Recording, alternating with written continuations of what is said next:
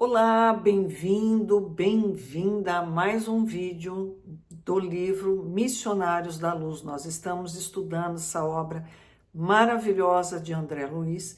É o terceiro livro da série A Vida no Mundo Espiritual. Primeiro, Nosso Lar. Segundo, Os Mensageiros. E terceiro, Missionários da Luz. Se você ainda não viu os vídeos anteriores, faça uma pausa, aproveite e já curta esse vídeo. Se inscreva no canal.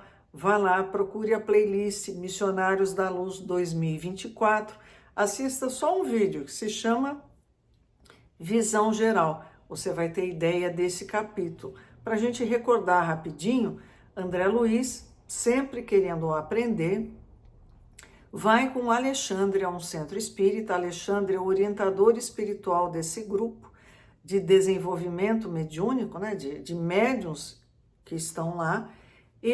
Primeiro, André Luiz descreve como é o panorama no mundo espiritual, como é o panorama no mundo material. Eles estão próximos a um médium, o único que foi, o resto não apareceu, e existem 6 espíritos para se comunicarem.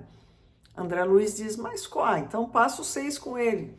Alexandre diz, ele não é uma máquina, ele se desgasta, ele tem suas opções e seu livre-arbítrio. Nós vamos agora ver nessa parte como é o que acontece no cérebro do médium no momento da comunicação. É uma coisa fantástica. Vamos lá. Esta é a 5ª parte do primeiro capítulo. Observe, antes,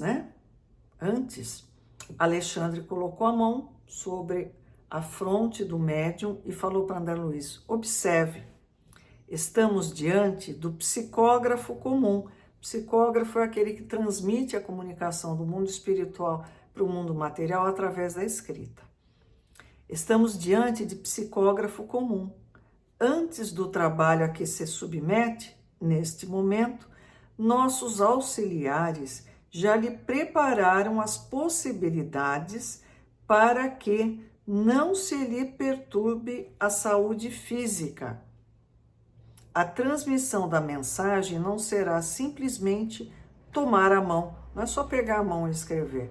Há processos intrincados, complexos. Então, Alexandre falou, olha, é uma psicografia, só que antes da comunicação, nós, desencarnados, já trabalhamos o médium para que ele não tenha afetada a sua saúde física. Eu falo brincando, mas sempre é verdade, que o médium é um ser perturbado por natureza. Ele busca o equilíbrio através do trabalho em benefício do próximo, sempre pensando em Jesus como um modelo, como guia do que ele vai fazer. Então, antes do trabalho de fato acontecer, os trabalhadores espirituais já estão fazendo a segurança do local para que nenhum espírito invada lá e tumultue a reunião.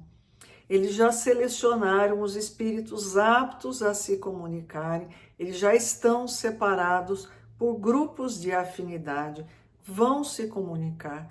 Os médiuns, no caso, ou médium, porque só foi um, ele já está preparado, já foi trabalhado o seu corpo espiritual, o seu corpo físico, para que ele consiga fazer o melhor trabalho possível. Vamos lá. E ante minha profunda curiosidade científica, o orientador ofereceu-me o auxílio magnético de sua personalidade vigorosa e passei a observar no corpo do intermediário grande laboratório de forças vibrantes. Nós já vimos em outros livros, outras possibilidades, onde André Luiz tem a sua capacidade de compreensão de visão amplificada por um espírito mais evoluído. Através da influenciação magnética, agora ele consegue enxergar melhor o que está acontecendo no médium. Meu poder de apreensão visual superara os raios-x, com características muito mais aperfeiçoadas. Ele virou o Superman, né? Da visão, ele conseguiu enxergar muito bem. O que ele vai enxergar? As glândulas do rapaz transformaram-se em núcleos luminosos, à guisa de perfeitas oficinas elétricas. Aquilo lá estava emitindo uma luz violenta, muito bonita. Detive-me, porém, na contemplação do cérebro, em particular. Então, todas as glândulas do médium, né? Glândulas são aquelas que secretam hormônio. Nós temos hipófise, tireoide, pâncreas, etc. e tal. Então, ele estava focando a atenção no cérebro. Os condutores medulares formavam extenso pavio sustentando a luz mental como chama generosa de uma vela de enormes proporções. O pavio é aquele barbante que conduz a chama da vela. Então ele viu aquilo lá, tudo luminoso, conduzindo a luz, né, para o cérebro. Os centros metabólicos infundiam-me surpresas. O cérebro mostrava fulgurações nos desenhos caprichosos. Os lobos cerebrais lembravam correntes dinâmicas. As células corticais e as fibras nervosas, com suas tênues ramificações, constituíam elementos delicadíssimos de condução das energias recônditas e imponderáveis. Nesse concerto, sob a luz mental indefinível, a epífise, também chamada de glândula pineal, emitia raios azulados e intensos. Por que André Luiz se demora nessas descrições? Porque nós temos um vício que é a nossa profissão. Ele foi médico na sua última encarnação.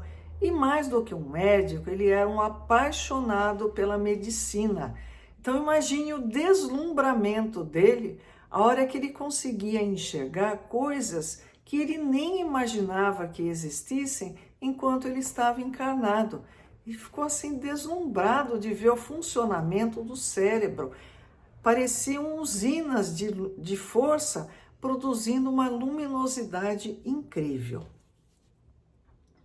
Observação perfeita? Indagou o instrutor, interrompendo-me o assombro. Transmitir mensagens de uma esfera para outra no serviço da edificação humana, continuou, demanda esforço, boa vontade, cooperação e propósito consistente. Então, médiums, esforço, boa vontade, cooperação e propósito consistente. Não adianta você ser cometa, aparecer num grupo uma vez por mês. Tem que ter o desenvolvimento de uma habilidade. Precisa de sequência, de frequência, né? De você estar fazendo sempre a mesma coisa. É natural que o treinamento e a colaboração espontânea do médium facilitem o trabalho. Entretanto, de qualquer modo, o serviço não é automático. Requer muita compreensão, oportunidade e consciência. Ou seja, nós precisamos entender que a mediunidade sempre deve estar a serviço de Jesus. A mediunidade é uma ferramenta de trabalho, é uma maneira de nós nos aproximarmos de discípulos de verdade de Jesus. Por que discípulos verdadeiros? Porque nós estamos fazendo o que Jesus nos ensinou, ajudar o nosso próximo.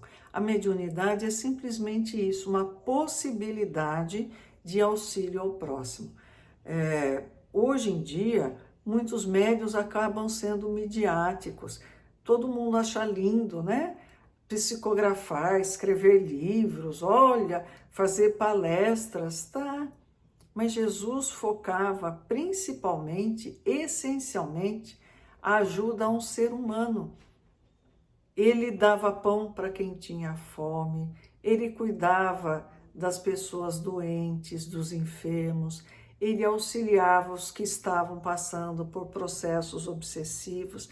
O interesse, o foco da atenção dele é o ser humano.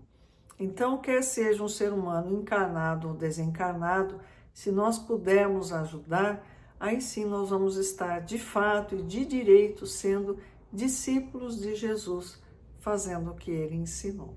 Até o próximo vídeo.